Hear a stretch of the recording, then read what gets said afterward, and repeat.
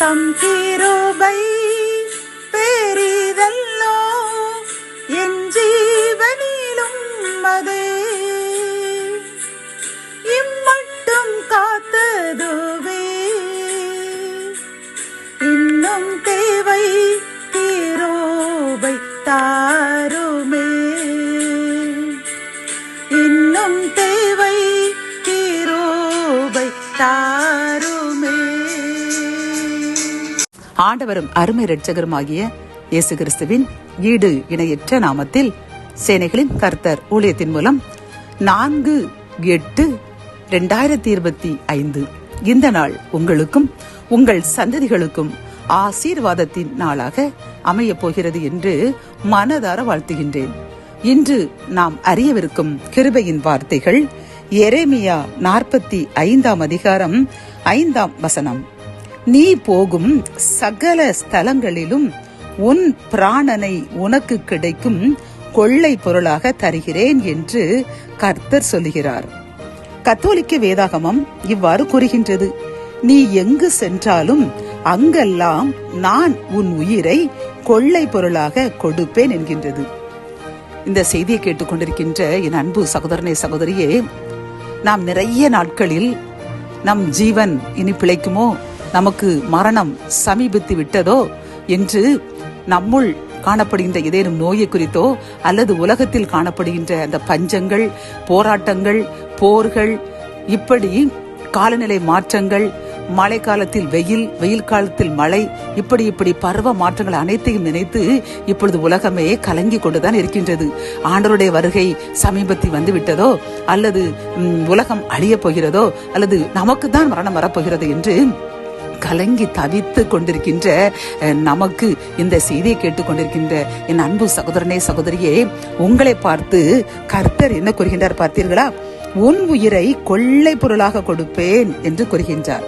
அதாவது நமக்கு உலகத்தில் யார் யாருக்கும் என்ன சம்பவங்களும் நடக்கலாம், ஆனால் அவரை தேடுகின்ற, அவரை மட்டுமே நம்பி வாழ்கின்ற நமக்கும் நம் சந்ததிகளுக்கும் நம்முடைய பிராணனை, நம்முடைய உயிரை அவர் கொள்ளை பொருளாக திருப்பி தருகிறேன் என்று அவர் வாக்கு குறைக்கின்றார். பிரியமானவர்களை, அவர் வாக்கு மாறாதவர். ஆகவே இனி நாம் எந்த சூழ்நிலையும் நமக்கோ நம் சந்ததிக்கோ மரணம் வந்து விடுமோ, இழப்பு வந்து விடுமோ என்று கலங்கி தவிக்க வேண்டாம்.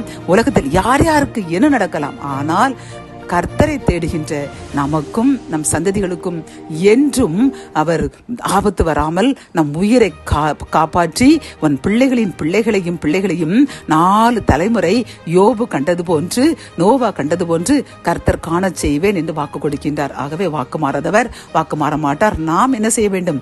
உலகத்தை விட்டுவிட்டு, உலக ஆசாபாசங்களை விட்டுவிட்டு, நமக்கு நேரம் கிடைக்கும் போதெல்லாம், எப்ப சும்மா இருக்கின்றோமோ அப்பெல்லாம் கர்த்தரை துதித்து பாடிக்கொண்டே இருக்க வேண்டும். அவருடைய வேதத்தை வாசிக்க வேண்டும். அவருடைய மகத்துவத்தை நமக்கு நேரம் கிடைத்தாலும் கிடைக்காவிட்டாலும் எனக்கு சாட்சி கூறுங்கள், சபை நடுவில் எனக்கு சாட்சி கூறுங்கள் என்று கர்த்தர் நம்மிடம் விரும்பி கேட்கின்றார். ஆகவே நாம் சாட்சியாக வாழ்வோம். நம்முடைய வாழ்க்கை ஒரு சாட்சியாக இருக்கட்டும். நாம் உலகத்தில் தான் வாழ்கின்றோம். சில காரியங்கள் நம்மை பாதிக்கும். நம்மை அறியாமல் நாம் புலம்புவோம், நம்மை அறியாமல் நாம் எதிர்த்து பேசிவிடுவோம். ஆனால் அதையெல்லாம் விட்டுவிட்டு, அது உலக மனிதர்களுடைய காரியங்கள், நாம் பரலோக தேவனுடைய ஊழியக்காரங்கள் என்பதை உணர்ந்து அவர்கள் எப்படி என்றாலும் வாழலாம், எப்படியானாலும் பேசலாம், அவர்கள் நடை உடை பாவனங்கள் எப்படியானாலும் இருக்கலாம். ஆனால் நம்முடைய பேச்சுகள், நம்முடைய நடக்கைகள், நம்முடைய நடை உடை பாவனங்கள் அவருக்கு சாட்சியாக இருக்கட்டும். கர்த்தர் இந்த வாக்குத்தத்தத்தை இன்றிலிருந்தே நிறைவேற்றி 4 தலைமுறைகளை நம்மை காண செய்ய போகின்றார்.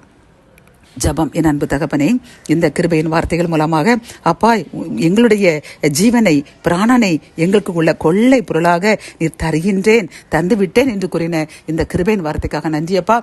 நம்முடைய ஆயுஷ் நாட்களை குறித்து கலங்கி கொண்டிருக்கின்ற சகோதரனுக்கும் சகோதரிக்கும் நீர் தந்த இந்த கிருபையின் வார்த்தைக்காக நன்றியப்பா.